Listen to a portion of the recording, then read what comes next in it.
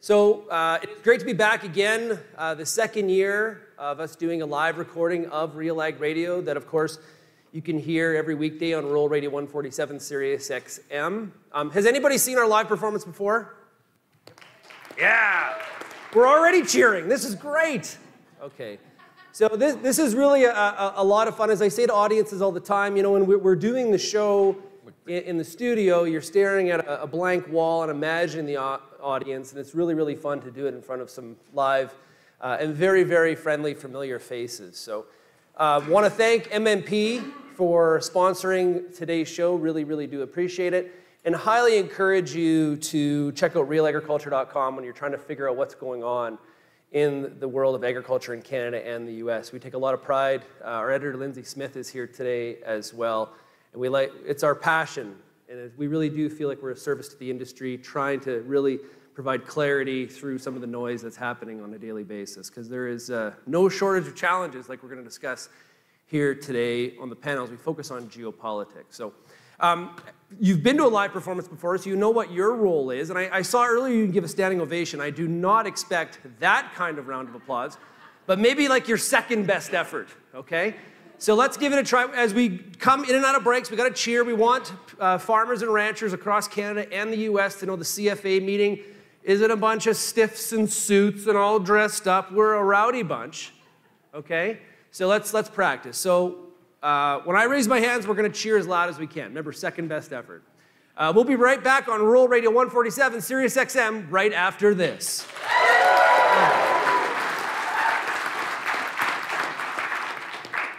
Impressed by this group. Like it's fun to measure where everybody is in terms of the loudness. So that was great. So I really do appreciate if we could do that in and out of breaks. And let's get started. Okay. Thank you so much for having us here. Can you hit record on that? You got it? Perfect. Sort of an important part. Yeah, you know, Laurie, about that live recording, the live thing happened. The recording, not so much. Last year, we had former CFA President Mary Robinson up here, and look how her performance on stage here just shot her to all of a sudden she's a senator. Be careful, panelists. In a year from now, who knows where the heck you'll be. Okay. No doubt. Here we go. 3, 2, and... Welcome to RealAg Radio here on Rural Radio 147, Sirius XM. Sean Haney, your host here on this Tuesday, or Wednesday, I should say, edition of the show. It's that kind of week. Thank you so much for making RealAg Radio and Rural Radio 147 a big part of your workday. And special treat today, we have a live audience, as you've heard. We are at the Canadian Federation of Agriculture meeting in Ottawa, Ontario. It is our nation's capital, and we're going to be digging into some big issues that are impacting the industry of agriculture really, really across the country. Today's show is brought to you by MMP. You deal with many uncertainties on your farm. Managing risk should not be one of them. MMP's ag team specializes in risk management. Visit mmp.ca to learn how you can stay ahead of the game and plan for the unknown. Make sure you go to mmp.ca. Our focus today is on geopolitics, and we've heard a lot about geopolitics a lot on this show. And really, we're going to focus on how it impacts the great industry of agriculture. You know, we have multiple wars going on in different parts of the world. We have definitely massive immigration flows happening, some of it legal, some of it very illegal. And we also have growing trade protectionism, really, really in a lot of some of our major trading partners' regions. All that and a whole lot more. We're going to tackle many of those topics today related to geopolitics. And along with the CFA, we have assembled a wonderful lineup of guests. Get ready. This is like some newsmakers, some heavy hitters in the industry. We've got a one-on-one conversation with Steve Verhoeven. He's with GT and Company. Now, Steve, I would say he's very famous. This tells you kind of the stuff that I'm following. He is the former chief trade negotiator for Canada. So this is the guy on CETA, the CPTPP, the renegotiation of the NAFTA agreement. He was in the room. He was across the table from some of the toughest negotiators in the world, and he's going to shed some light on how geopolitics is impacting trade and trade negotiations. Then we're going to dive into a panel. Okay, we got Tyler McCann. He's the managing director of CAPI. with the which is the Canadian Agri-Food Policy Institute. We also have Stuart Person, Senior Vice President for Agriculture with MNP. And we have Daryl Bricker, who's the CEO of Ipsos Public Affairs. If you have any feedback on today's show, because I know you always have something to say about what you've heard on the program, whether you agree, disagree, you got a bit of a burr under your saddle, you can send me an email, shaney@realagriculture.com, or of course you can find us across all the social media platforms, or you are more than welcome to call the RealAg feedback line, and that number is 855-776-6147. Let's take a break, and when we come back, let's dig into some trade issues with Steve Verhoel. You're listening to RealAg Radio, brought to you by MNP.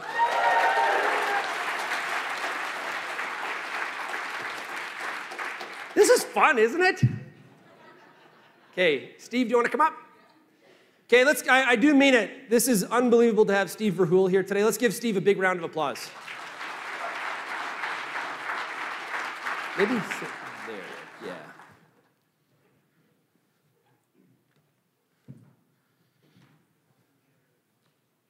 You want to hear the commercials? I could read them for you.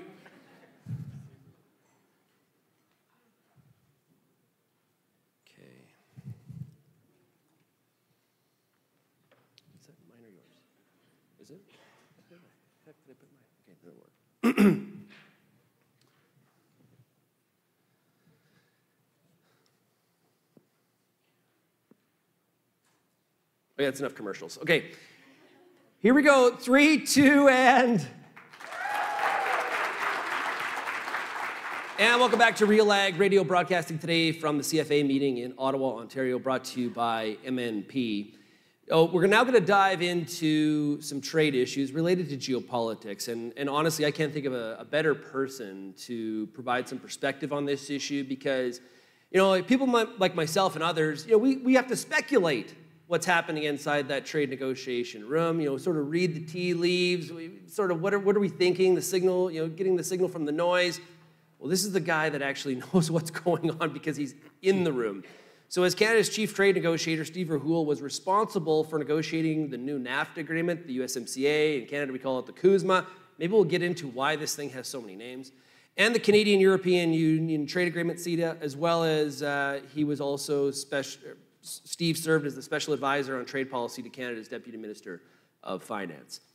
He was Canada's chief agriculture negotiator from 2003 to 2009, responsible for leading Canada's involvement in international trade negotiations on agriculture, including at the WTO. Like I said, heavy hitter. Steve, welcome to the show. Nice to be here. Thank you. I have so many questions. We could go for 3 hours. We talked on a phone call, and we're like, okay, we got to dial this back, Sean. You're too excited. Okay. 100,000 feet, have geopolitics always played such a prominent role in trade and the negotiations of better trade?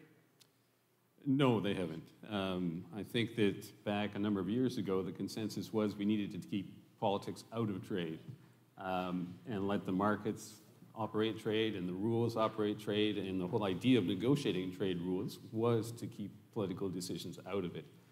And there was general buy-in on that across the world, almost all countries, but that has definitely changed. Does this put Canada at a disadvantage? It absolutely does, because I think Canada, as a mid-sized country, relies on rules and trade to be on a level playing field with the US and China and Europe and other countries that are much bigger, carry much more power. So we need politics kept out of it. We need rules-based trade, and if it's an environment where it's just the law of the jungle, then the larger countries are going to have a much easier time than we will. Yeah, that's been my perception. Is it's easy for example, let's pick on the U.S. because south of us, largest economy in the world. We do a lot of trade with them. We compete with them. It is much easier for them to sort of be the bully in the room. Like if you don't do this, we're going to do that. That's tougher for Canada to throw its weight around. We're, geographically, we're a large country, but from an economic power standpoint, we don't have some of those advantages. Is that fair? That's absolutely fair, which is why not only do we need rules-based trade and rely on those rules to help level that playing field, but we also need to work with allies. So we're not that powerful on our own, so we need to have alliances with similar countries, with similar interests, Sometimes that's the bigger ones, like the US on some issues, or Europe on some issues. But we also need to work with other mid-sized countries that have the same kinds of concerns. Okay, so that's the multilateral approach, which is like the agreements where we have multiple countries all in one agreement, the CPTPP, USMCA. But the US and China have been moving forward more on a bilateral strategy. That's different. Why is that, and should Canada be pursuing that method? Well, there has been a large growth in bilateral agreements. There's been a large growth in bilateral relations and efforts, but and Canada does that and needs to continue to do that. And that's probably where our most important efforts need to take place, particularly our bilateral relations with the US as our largest trading partner, but also our allies in Europe and others. The US doesn't have much of a bilateral relationship with China right now. Right, yeah. So it's more an issue of tension than any kind of collaboration on issues. It's a bit of a roller coaster between the two of them. It feels. One week it's like, oh, we're back on, and the next week we're back off. It's like a junior high school dating relationship, it feels at times. Yeah. I like to make comparisons. I'm not sure if that's an accurate one, but anyway. Okay. Now, I mentioned the WTO earlier. You said rules-based trade. When I think of rules-based trade, I think of the WTO, or what we aspire the WTO to be again. How much reformation has to happen at the WTO level so it can enforce that rules-based trade that you're talking about? Well, I think the WTO at the moment is kind of fundamentally broken. Dispute settlement is not working because the U.S. has blocked the formation of appellate boards. So there's no effective dispute settlement. There's no real effort to try to move any kind of negotiations forward successfully. There's a WTO ministerial happening right now, and there's very little coverage of it because there's very little happening. Expectations are low. Is that why? Expectations are low, and there's just the divisions, the gaps between positions are just simply too large at this point. Okay, so for Canada, we believe in rules-based trade. We hear from both sides of the aisle, the political aisle, I should say. If we have little faith or low expectations on the WTO being effective, what levers does Canada have to play as geopolitics are really infiltrating trade discussions? Well, I think we're putting less efforts into the WTO these days for those reasons, but a lot more effort into our bilateral relationships. And certainly we still have trade rules in CUSMA or USMCA or whatever you want to call it. I mean, those rules are extremely important to us now, as are our rules with the EU and others where we have trade agreements. So bilateral trade agreements are functioning somewhat better than the WTO, but still have more weaknesses than they used to. Okay, so a couple things I really want to pinpoint on here that are definitely in the news from a trade perspective, and there's some geopolitics around them. We're going to have a renegotiation in 2026 of the CUSMA agreement. We're going to have a new government in Mexico. We're going to have a new government, or an election, I should say. We're going to have an election in Canada, and we're going to have an election in the U.S. between now and then. So we don't really know who all the players are. We have expectations, and Darryl's got a bunch of polling he's going to talk about. What exactly does this renegotiation look like? Because the last renegotiation felt incredibly painful and long. It was. Is this you were in the room. You probably have a lot of stories you can tell us. Maybe over beer later, you can share those with me. But what does this look like? Is this a repeat performance? Well, I want to start by saying it's not actually a renegotiation. It can be a renegotiation, but it's not required to be. On July 1st, 2026, Canada, the US, and Mexico are going to have to confirm in writing that they want the agreement to continue. And if that just happens without much else going on, then we're full steam ahead. If one of those countries decides they're not going to formally commit to the continuation, then we're into a world of uncertainty because the agreement will be in a state of having to be reviewed every year on an ongoing basis until something changes or it expires in 10 years. But I think beyond that, there's an expectation that as we lead up to July 1st, 2026, the US in particular will start pushing for some kind of changes. So there could be a negotiation that develops, and there could be a forward work plan coming out of that. If we were to talk to Las Vegas, I would assume that the smart money would be betting that Democrat or Republican, the U.S. is not just rubber stamping this and moving forward. It's very politically appealing in the U.S. right now as protectionism grows to say that, hey, this isn't working out for us. We need to fix this. We're getting, we're getting screwed on the trade deal. Is that fair, or am I getting way ahead of myself? No, I think our hope is that there will be bigger issues that countries are focused on, and this will be a little bit more under the radar, but I think that's wishful thinking.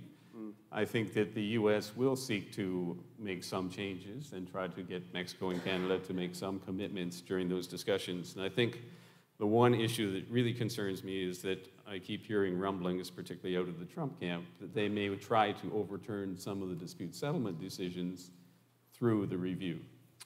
Because the big one in this room that everybody's aware of is on the dairy dispute resolution panels, the two of them, Canada claimed victory. Now, on the first one, U.S. claimed victory as well, which is always interesting when both sides win. But in the second one, Canada felt like the winner, and the U.S. acknowledged that. But that's getting back to the rules-based trade. Rules, as long as my side wins. Is that one of the challenges here? That is one of the challenges, because I think we've seen the U.S., maybe more than most other countries, becoming less attached to the rules of law if it interferes with their domestic objectives. And so that's going to be the challenge going forward. Okay, I got to ask you. Somebody's like, you got to ask him. Other people are like, don't ask him. I'm going to ask him. Bill C-282. This is the piece of legislation that would basically, somebody like yourself, the trade negotiator, would have legislation where you couldn't give up further market access for supply managed commodities. You have sat in many negotiating rooms. Is this an effective way for Canada to defend supply management? Well, it is a tricky question. I think from a negotiator's perspective, you never want to go to the table and immediately take things off if you can avoid it. Because then the other side, of course, has an opening to take things off on their side. But when you start those negotiations, each side always has its red lines. They're usually not a surprise, so you negotiate from there. So I really see this more as a political signal of support to the dairy sector and to supply management more broadly, because we've really already negotiated with most of the major dairy exporters to Canada. We have the US, New Zealand, Australia, Europe. So there's no other imminent threat out there. I think the era of the big negotiations is probably over for the foreseeable future. So I don't think there's actually an imminent threat coming. And I think that this is, about politics, about expressing support. I don't expect it's going to have a huge impact on what limited negotiations we have going forward. Okay, that kind of makes sense, and that's kind of what I've heard. Like, what I've heard out of the U.S. when I talk to people in D.C. is, the main question I get is, what are you guys doing? Because if you were to do this, it's sort of like when you tell your kid they can't have the candy, right? It actually, what does the kid want? The kid wants the candy more. Yeah. And so that's kind of the comparison that I've heard from a lot of people on that. Now, from a geopolitical standpoint, as we see geopolitical issues rise related to trade, one of the things that scares me, and maybe you're going to reassure me here, but we're hearing a lot about carbon border adjustments. Now, in academia and in theory, I understand why carbon tariffs, why you would have them, why they make sense. But as we see geopolitical and protectionism rise, this feels like a really scary proposition for people to be using sustainability as a shield in front of protectionism. What are your thoughts on carbon border adjustments? Well, I think there's a number of efforts being made, and certainly carbon border adjustment is one of them, to try to find a way to resolve a situation where if a producer is having to pay significant additional costs to meet sustainability objectives, they're not going to want to compete with imports from another country where none of that is being done.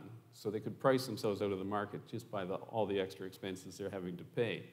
So I think there is a need down the road, particularly as this advances further, that there's some kind of mechanism to try to account for that, so that producers that are doing all the environmental measures that they're being asked to take and adding expenses to their operations as a result shouldn't have to compete with imports from a country where the producer is doing none of that, facing none of those costs. So I think the challenge right now is that carbon border adjustment I don't think is the right solution. The US has ideas of forming a small club and imposing tariffs against countries that are not meeting those objectives. So something needs to be done, but there's no coherent effort right now. I think there needs to be a broader, more coherent effort to try to decide how do we resolve this? How do we make this adjustment? I really hope we're in that club. Well, the problem is there isn't a club yet. There needs to be a club. There needs to be a group of countries figuring out what kind of rule would make sense, and then try to get that into at least a larger group of countries, if not multilaterally. Okay, final question, then we got to get to our panel, but when you're in a trade negotiation, I imagine what that's like. We've all sat down and tried to buy a car and we bartered back and forth. What really, it's not like that, but really what is it like in that room when you're trying to, you really have the economic, Canada's a very trade-dependent nation, so you have really a lot of our GDP is dependent on what you negotiate. It's on your shoulders. What does it really look like inside that room? Well, the rooms vary a lot. The negotiations that I did with the European Union, it was fairly collaborative, fairly constructive. We were aiming for more or less the same kind of targets, and it was about moving towards freer trade. The negotiations with the US, it was the complete opposite. The US was seeking to rebalance the agreement and take away things from Canada and from Mexico and scale back on freer trade, more restrictive. So it was a much more tense, much more confrontational kind of atmosphere in that room. And it did become quite heated at times. The gaps were quite wide. So it varies on the negotiating partner, it varies on the issue. Very cool. Well, Steve, I really appreciate you joining us here on the program. I hope we get a chance to talk in the future. I have so many questions for you, but I got to get to our panel. Thanks so much for joining us here, Steve. I really appreciate it. My pleasure. Thank you. Okay. We'll be right back on RealAg Radio here on Rural Radio 147 Sirius XM, brought to you by MNP. Thank you very much. Thank you. So I'll see you later on. Yep, for sure. Okay, let's give our panel a big round of applause. They're coming up here now.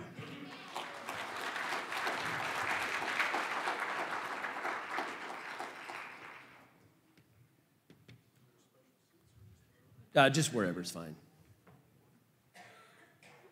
Maybe I'll be on the end, though. You're going on this end? I'll go on this end, yeah. I need to steal a...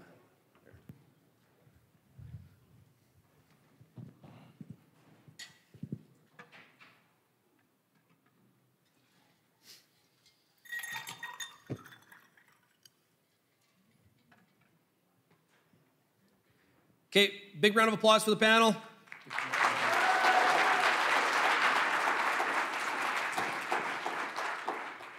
Okay, let's keep on rolling. Here we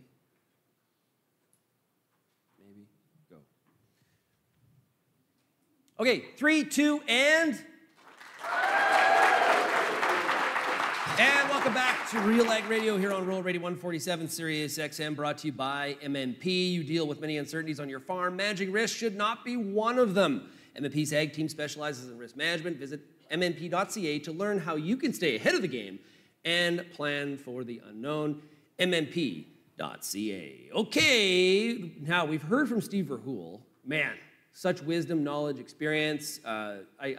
I have so many questions for that man that is really, I could geek out for a while. But we got to get to our panel. Our panel today, up first, we have Tyler McCann. He's Managing Director at CAPI and he's on RealAg Radio quite frequently. So it's, Tyler, great to see you in person. Good to see you, Sean. Absolutely. Daryl Bricker is the CEO of Ipsos Public Affairs. Daryl? Sean, good to see you. No, Daryl, are you based in Canada now or more in D.C.? Toronto. You're in Toronto. Well, actually, I'm in an airplane. Yeah, I can identify. I think I got in like at 2:30 this morning. So yeah, life on the road. Also joining us, and I really have to ask about what happened on Saturday night. But this is Stuart Person. He is Senior Vice President of Agriculture for MNP. Hey, Stuart, how's it going? Good. How are you, Sean? Good. How about those flames? Yeah. How about those flames? Oh, yeah. Oh, we felt bad. I was thinking about Stuart the whole game. I'm just like, I showed huge restraint. Don't text Stuart. Don't rub it in. You're going to jinx it. Just leave it alone. I think we're working on a trade deal with your team right now, so we're kind of trying to play nice. Oh, you want our goalie? Is that what's going on? Or your defenseman, maybe. Maybe one of the defensemen. Okay. Well, we're a long shot for the playoffs, so you probably can have him. Okay. For a steep price. Okay, let's talk about the issue at hand here. We're at the CFA meeting, as I mentioned, brought to you by MNP. And we're talking about geopolitics. We just heard about geopolitics from a trade perspective with Steve Verhoel.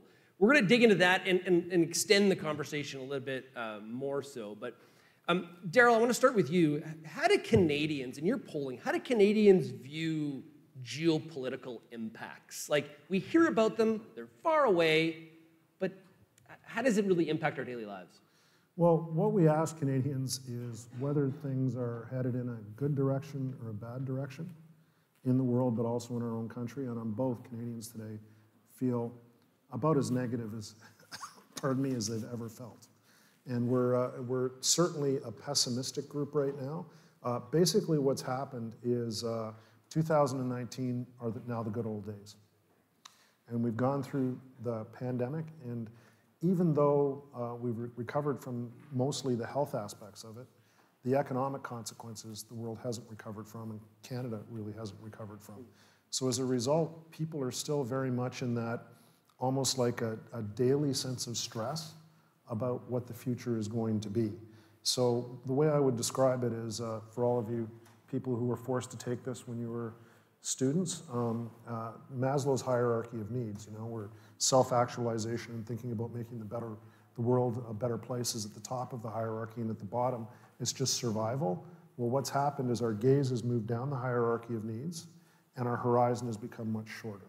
So we're much more focused on day-to-day just trying to get by. We will describe that as inflation, but really what people are talking about is just the cost of trying to get by on a daily basis, and really feeling like the long term is next week. Yeah. Not feeling like the long term is 3 years from now or 5 years from now. So Tyler, when we're creating policy, if our time horizon is getting shorter and shorter and shorter, it's really difficult to think long term from a policy perspective for government on any side of the aisle. And I think if you look at the political dynamic around the world, a lot of the problems that we do need to solve today are long-term problems. And so we are caught in this world where people are thinking about tomorrow, but the problems that are causing the issues tomorrow aren't going to be fixed overnight. And they don't do well with short-term solutions. A lot of these are structural issues. A lot of the concerns that are driving conflict around the world, that are driving conflict from farmers, if you look at what's happening in Europe, are long-term systemic issues that are under a bit of a pressure cooker today, but need long-term systemic solutions. And it's hard to figure out how you square that circle around how do you need to do what you do today to address political and geopolitical issues, recognizing that actually we need to think longer term and we need to act longer term. Yeah, and Stuart, for the farmer and the rancher in Canada, a lot of this is way out of their control, right? And we're used to that in agriculture, dealing with Mother Nature and how the impact she has on a yearly basis in terms of how big of a crop or what our livestock situation looks like. But from a on-the-farm financial management standpoint, how do clients protect themselves and steer through variables so out of their control? And how I like to put it is live to fight another day. Yeah, I mean, it's an issue. I would say that despite what we might think the general public is feeling, I still think there's a significant amount of optimism in the agriculture industry. We're still seeing, and the FCC put out their land value report, we're still seeing land values creep up. We're still seeing those longer-term investments. So I'd still say there's some optimism there. Maybe it's muted a little bit from where it was a year or two ago, and definitely with commodity prices going where they're going, we might see some further pullback on that. I think the biggest thing that I see in my day-to-day is the producers out there who have strong financial literacy and strong risk management planning. They have way more confidence when it comes to downturns like this, and if they're protected well, they have a lot more confidence taking advantage of those opportunities when they come up. Yeah, we see that in our RealAg studies data for sure. all farmers and ranchers are not the same, and they're not the same in terms of their level of optimism and things like that. I agree with that very, very much. Tyler, are there enough tools out there for people to access, or is it a question of we got to get more people accessing the tools? So I think it depends on what's broken that you're trying to fix with the tools, right? So if you think about geopolitical risk and how it manifests as a market risk and a commodity price risk, there are tools, strategies that are available to farmers, but to think about what are the tools that are available to Canada and to the world to fix the increasing likelihood of trade barriers and protectionism, it seems like our toolbox is pretty empty at that level these days. Yeah. Okay, I want to get to Daryl and talk about population trends, because I know that this is one of his bailiwicks, so to speak, as my dad would say. So we're going to take a break. We are broadcasting here from the CFA meeting in Ottawa, brought to you by MMP, and we'll be right back on Rural Radio 147, Sirius XM.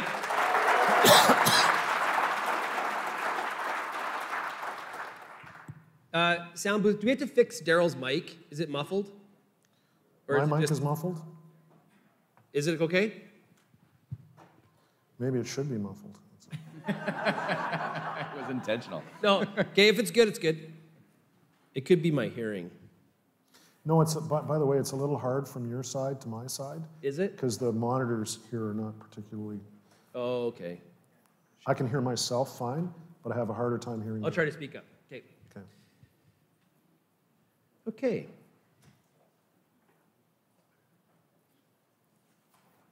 Okay, audience. Let's rev up here. Ready? Here we go. 3, 2, and welcome back to RealAg Radio here on Rural Radio 147, Sirius XM, brought to you by MNP. Find out more by going to mmp.ca. Our panel today is Tyler McCann, Stuart Person, and Daryl Bricker. Okay, Daryl, I want to go to you about population trends. And there's a lot of people in this room that sat through a lot of presentations for a period of time where all we heard is we need to be more productive, we need to produce more. Listen, agriculture, we got a lot of people to feed, and there's going to be 9 billion people by 2050, so get to it. Is that messaging kind of fallen off to the wayside? Because, are the numbers showing something different here in 2024? Yeah. So at the time, you were being told there was going to be 11.2 billion people on the face of the planet, and we're going to struggle to feed them. Since then, so that was 2017, since then, the UN's put out a new estimate of what the global population is going to be in 2100, and it's down to 11.2 down to 10.4 billion people, which seems like an awful lot of people, but how much confidence do you have in an estimate in which they've adjusted it over the course of 5 years by 800 million people? It's still way too strong an estimate of what the global population is going to be. The global population is probably going to peak somewhere between 8 and 9 billion people, probably within the next 20 years. It is going to start to shrink, and how low it will go, nobody knows. And the reason for that, quite simply, is we've stopped having kids. Canada last year, and we'll just use our own example because it's the one we know best, recorded its lowest fertility rate in Canadian history last year, 1.3. And what does that mean? Well, that means during the course of a woman's lifetime, she's only having 1.3 kids. Just to replace the number of people that leave our population through that normal human biological reason we all leave the population, we need to have a birth rate of 2.1. We're almost a whole kid short of being able to just replace our population. Without immigration and without the population aging more, so we're living longer, that's the only reason the Canadian population is growing, immigration and aging. And I will tell you that every country in the Western world is going through the same thing. And many of the developing countries are also going through the same thing. So, for example, today, China's birth rate is around 1. India's birth rate is below 2. So if those two countries aren't having kids, who's having them? The answer is Africa, and there just isn't enough Africans to make up the gap that's being left by everybody else. So probably what's going to happen is we're not going to celebrate like we did last year, reaching 8 billion people or being shocked by 8 billion people. We'll never get to 9. That's where we are. And there's been a lot of discrepancy. I haven't been, the population numbers out of Stats Can, there's been a lot of controversy about how many people have been coming into the country versus what the forecasts were? It's It kind of a almost messy does- ordeal. It almost doesn't matter, because even though we've got people coming in into the population at records since the end of just prior to the First World War, at record levels, I mean, depending on the numbers you look at, somewhere between 2 and 3 million people. They're not coming in at the age of 0. Tyler? But one thing we do know, we may not know exactly how many people are coming. One thing we do know is that they're not going to rural Canada. And we look at the bigger, 100% correct. look at the bigger geopolitical issue, but we have a political dynamic that's changing in this country today, where, again, I think everybody in this room understands, less people understand agriculture than they used to before. That's a trend that's not going to change, and that's a trend that influences the politics that we operate in. It certainly influences the public policy environment. I think agriculture used to be able to get away with asking for things that probably aren't going to be able to get away with anymore. And this is a long-term decline that we're going through, where I think we need to do a better job of readjusting how we think about what are our expectations from government, what kind of special treatment should agriculture get, because despite the fact that agriculture is a major employer, it is a major industry for the country, it should be one of the greatest geopolitical assets that we have as a country. The reality is that our governments, our public servants, our political players understand agriculture less than they used to, and that's really driven at its core by a population trend that's not going to change. Can I just add one thing go ahead, to that? 90% of Canada's population growth over the last 20 years, and if we went back 30, maybe slightly less, is in car commuting suburbs. Agriculture's best friends are suburban voters. You need to have an alliance with them. Not downtown, suburban voters. They decide every election in this country now, and increasingly, they're going to be the dominant force in our politics. So to the degree that you can have farmers markets, not downtown, but in the suburbs, good idea. The degree to which you can have outreach programs in suburban high schools rather than downtown, good idea. The more that you can bring those people to the farm and show them who you are and what they are. By the way, these are the people also having kids. You want to find places that are dead zone for kids? Go downtown.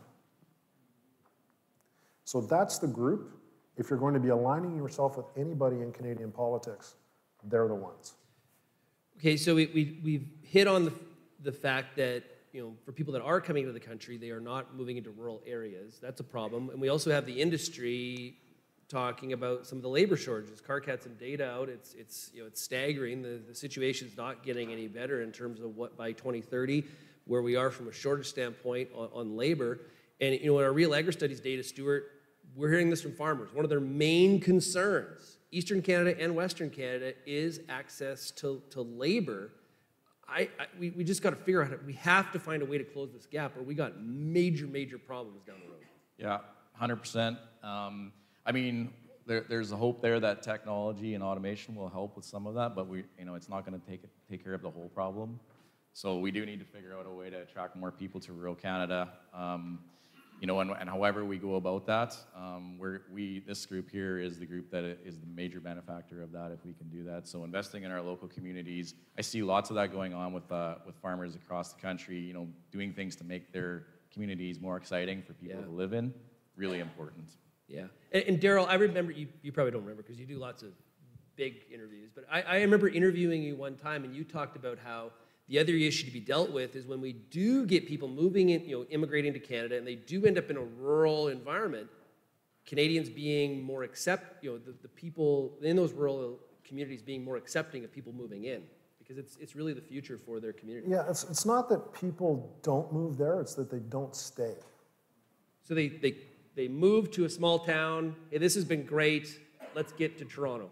Or they move to Atlantic Canada and they stay for a couple of years and they leave. They move to Montreal even and stay for a couple of years and they leave. And really it's about being in places that have good employment and good opportunities for your kids, but also where they feel welcome.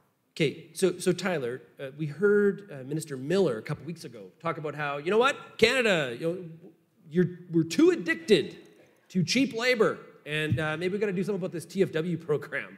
I launched and hit the ceiling when I heard that. What are your thoughts on that from a policy perspective and how that would impact agriculture? It's a a small piece, a big small piece of a much bigger problem around competitiveness. And what do we see as the long-term tools to improve the competitiveness of Canadian agriculture? If the government's saying that we cannot compete on wages, and they're expecting Canadian agriculture to pay substantially higher wages than other competitors, that will create a structural disadvantage. And so what I haven't heard is of the flip side is, okay, Minister Miller, if you want to take access to temporary foreign workers away, what are we going to replace it with? And how are we going to manage the impacts? And I don't think that's being thought through, just as I don't think many of the broader competitiveness issues are being thought through. And it's often a challenge and a frustration because we know these issues, right? I always struggle with competitiveness because once a year a report's going to come out talking about here are the barriers facing agriculture, here's what's holding us back. And the recommendations are often very similar. What we don't need is another report. What we don't need are more recommendations. What we need is somebody to do something about it. And I just want to touch on, so yesterday CFA heard from USDA Undersecretary Bonnie. And I really think that when you listen to not only his words, but look at what the USDA is doing, they just have a completely different frame of reference to what we see in Canada today. Their policy environment is different. He talks about it as a pragmatic partnership, and maybe the words are similar to what a lot of Canadian politicians say, but the actions are wildly different. And part of our competitiveness is understanding what's happening in the rest of the world, and we need to think more about that. Well, my feeling has been for a long time is that we need a little bit more of like to ask ourselves in Canada, okay, so what? And what are we going to do about it? Instead of having committees and consults and going around, here's what we heard and all those kinds of things, we need more of that, which I think happens more in the US in comparison to Canada, Stuart, which is that, okay, let's get it done. Let's move forward and do something about it. Yeah, and the speech we heard yesterday from the USDA, yeah, I mean, I would agree with that sentiment, Sean. I think they do. They are moving forward and getting those types of things done, and we could learn something from that for sure.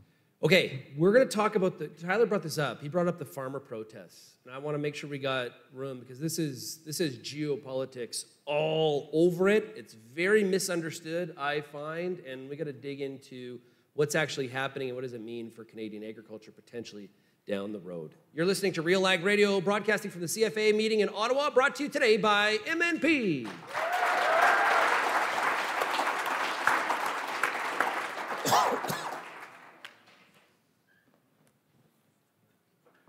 Okay, last segment. This goes so fast.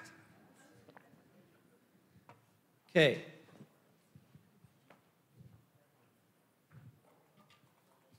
Julie can be flying for 2 days to Yeah. 1 hour. Yeah. And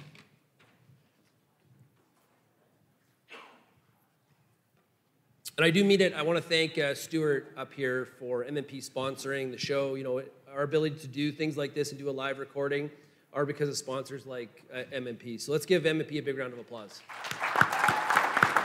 Thanks, Stuart. Okay, here we go, everybody. Last segment. Okay, 3, 2, and... We are having a lot of fun here in the nation's capital in Ottawa, Ontario for the CFA annual general meeting. This is the second time that we have been here. It is so much fun. I'm so glad the staff at CFA, Scott and the team, Lori and Keith on the board for having us here. We really, really do appreciate it. Our panel today is Tyler McCann, Managing Director of CAPI, Stuart Person with MNP, and Daryl Bricker, who is the CEO of Ipsos Public Affairs. Daryl, this has nothing to do with what we're talking about, but you told me earlier you're polling now for the U.S. election. You are polling every day. Yeah. That is a lot of questions. Yeah, and we're also, even more interesting election going on right now is the European parliamentary elections, which the farmers' issues are going to be incredibly important in terms of what happens. So it's a harbinger of what's going to be happening in general. And remember what I said at the start of this about people's gaze moving down the hierarchy of needs? This is a great example of it. Because it's farmers protesting over the increase in costs and the effect of regulations, mostly, interestingly, related to climate issues. Now, they're aligning themselves with more like populist-type parties usually of the right. I would say almost exclusively from the right. But that nativist populist type of party that has been rising in Europe, the AFD in Germany, Marine Le Pen's party in France, we've seen it in Holland, we've seen it in other places, was really used to be driven by immigration. What's happening now is you're seeing the whole climate agenda, particularly from the European Parliament, now finding its way into that agenda, and the pushback is not just exclusively anymore over cultural change due to immigration, it's also being driven by the costs of climate, which we haven't seen before. So it's not just one issue, it's two issues that are merging together to really fight against what they see as an agenda of the urban elite against rural farming communities.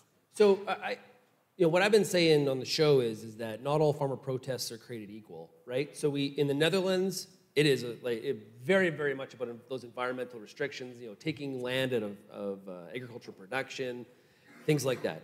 If you look at Poland, for example, it's mainly about Ukrainian grain, their words being dumped into the country. If you look at France, if you look at what's happening in Wales today, actually there's a big protest.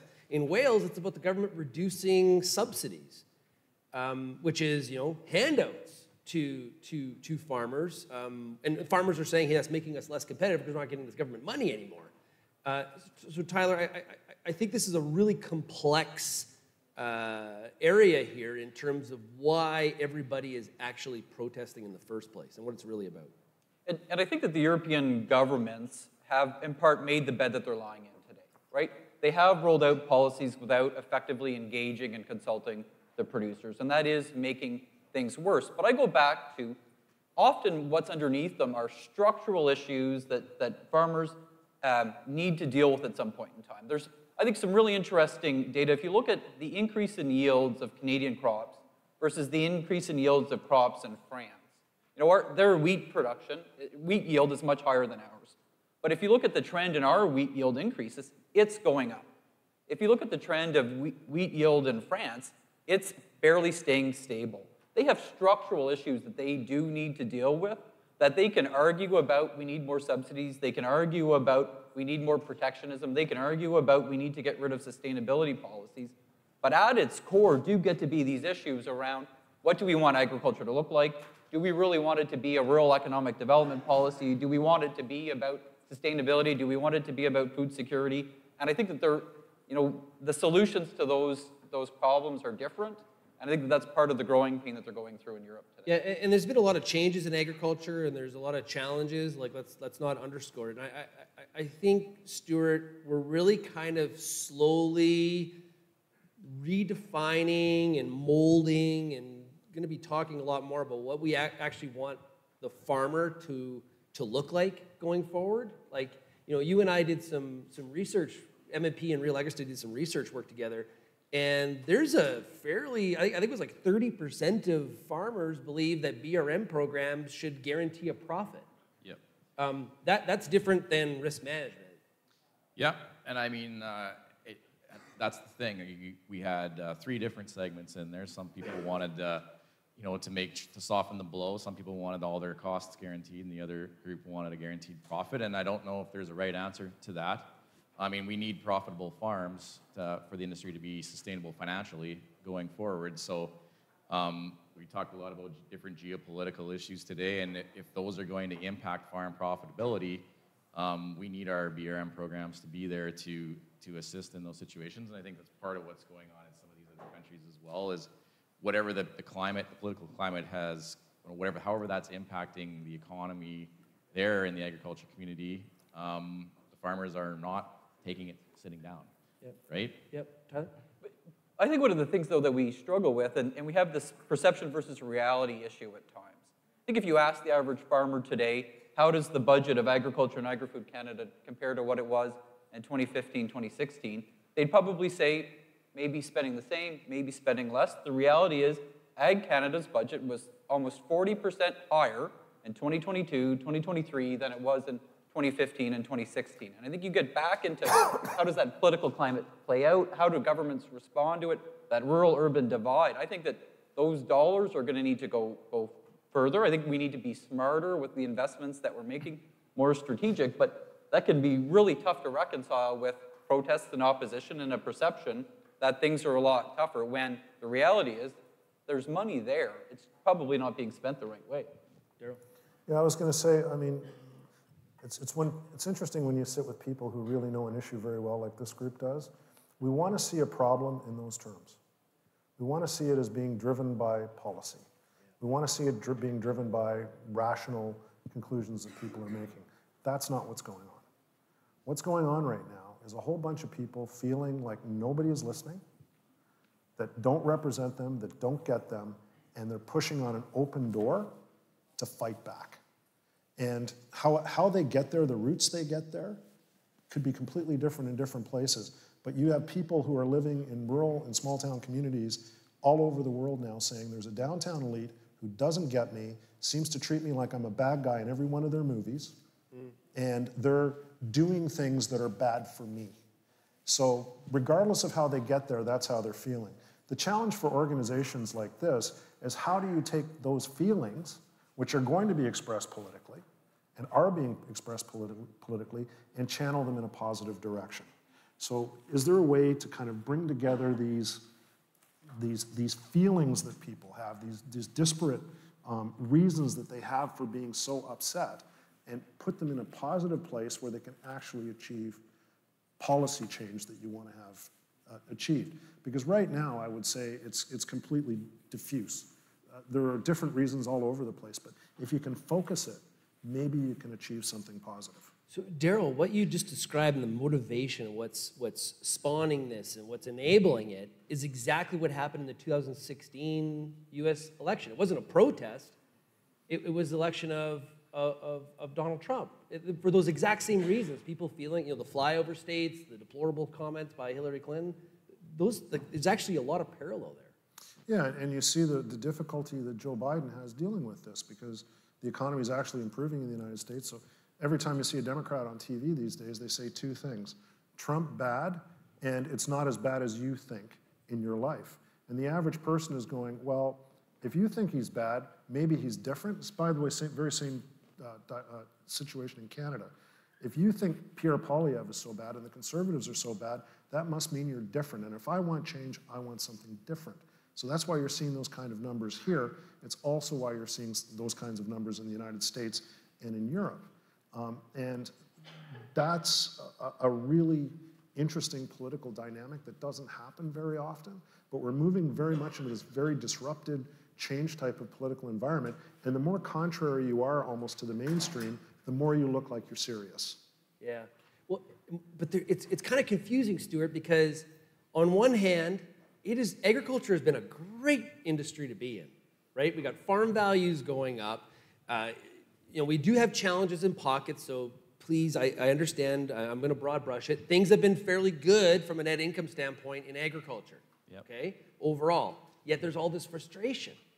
And you said, hey, there's a lot of optimism for clients, farmers that you're talking to on a daily basis. There's a bit of a disconnect here from what I perceive from what some of the realities are in some cases, I think. Yeah, I mean, we saw some stats yesterday on the presentation at the start of the day from Ag Canada that, farm values have gone up, net worths have gone up.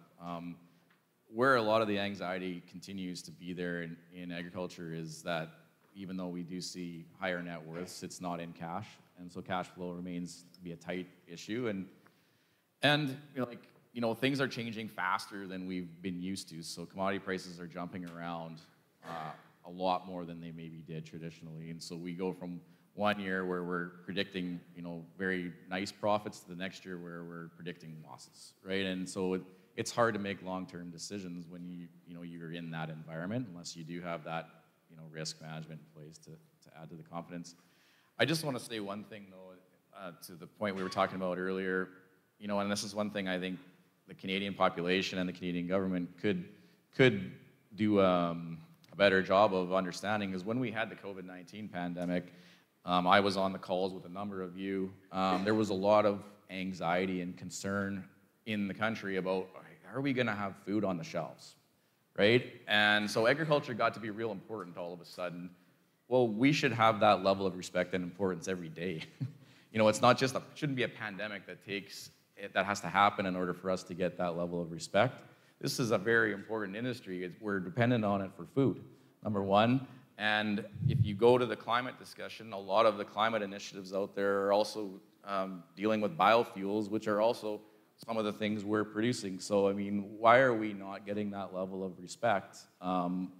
I felt like the gentleman from the United States yesterday, it felt to me like the USDA has a lot of respect. And are we getting the same in Canada? I don't know. Well, the Electoral College all feeds into that. Tyler, go ahead. But I think if you take that comment about respect, if you take what Daryl said about we need to kind of leverage this, we need to think about how do we use this to our advantage. I think one of the things that's not clear to me is that, so we've got likely a political reset coming up, right? The agenda that's in place today in Canada is not likely to be the political agenda that's in place 2 years from now. But it's not clear to me what agriculture wants instead, right? So we know we don't want what we've got, but what do we want to replace it with? And I think that that's really a challenge for everybody to try and get their heads around. How do we articulate a clear vision with clear details, with a positive opportunity-based approach so that, okay, we don't want to throw the baby out with the bathwater. What do we replace what we've got today with? Great stuff. Unfortunately, we have to end. Rural Radio did not give us 3 hours to do the show here today, which is really quite unfortunate. But I want to thank Tom McCann, Managing Director of CAPI, Stuart Person with MMP, also our show sponsor today, and Daryl Bricker, CEO of Ipsos Public Affairs. Thank to all three of you for being on the show today. Listen, if you have any feedback on today's program, you can send me an email, shaney@realagriculture.com, or you can also call the RealAg feedback line, 855-776-6147. I want to thank MMP for being the sponsor, CFA for having us back here today, and this fabulous live audience. This has been a lot of fun. Thanks so much for getting real and getting connected with RealAg Radio. We'll chat again tomorrow. Cheers, everybody.